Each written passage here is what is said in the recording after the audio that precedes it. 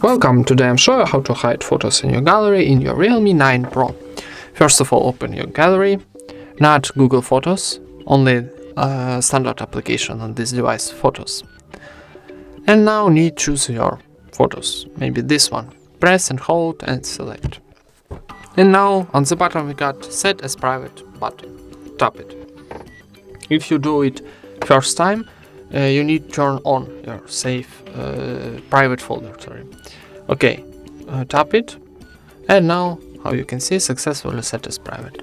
And now for watching your photos, need press and hold to on the bottom tab, enter your privacy password, and now you can see these photos. And that's it. Thank you for watching, leave thumbs ups and subscribe to our channel.